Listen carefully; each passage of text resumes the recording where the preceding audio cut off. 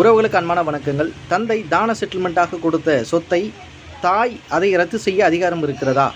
இது தொடர்பாக சென்னை உயர்நீதிமன்றம் ஒரு வழக்கில் தீர்ப்பளித்திருக்கிறது. இந்த வழக்கினுடைய தீர்ப்பில் என்ன சொல்லப்பட்டு இருக்கிறது என்றால், மூத்த குடிமகனாக இருக்கின்ற தந்தை தனது சொத்துக்களை தான செட்டில்மெண்ட்டாக தன்னுடைய மகனுக்கு எழுதி வைத்து விடுகிறார். பிற்பாடு அவர் முதிர் வயது ஆன பிற்பாடு அவர் இறந்து விடுகிறார். அவர் இறந்த பிற்பாடு அந்த சொத்துக்களை பொறுத்து தாயானவர் அது எனக்கு அதிகாரம் இருக்கிறது, அந்த தீர்வை பத்திரம், அதாவது கொடுக்கப்பட்ட அந்த தான செட்டில்மெண்ட் பத்திரமானது செல்லாது, அதை ரத்து செய்வதற்கு தாயாராகிய எனக்கு வாரிசுதாரர் என்கின்ற அடிப்படையிலே எனக்கு அதை ரத்து செய்வதற்கு அதிகாரம் இருக்கிறது என்று சொல்கிறார். ஆனால் உயர்நீதிமன்றமானது இந்த தீர்ப்பில் மூத்த குடிமக்கள் பராமரிப்பு மற்றும் நலன்புரி சட்டம் 2007 பிரிவு 23 உட்பிரிவு 1 கீழாக மூத்த குடிமகன் தானமாக ஒருவருக்கு சொத்தை எழுதி கொடுத்த பிற்பாடு அந்த சொத்தை ரத்து செய்வதற்கான முழு அதிகாரமும் அந்த மூத்த குடிமகனுக்கே இருக்கிறது தவிர தாயாருக்கு எந்தவித உரிமையும் கிடையாது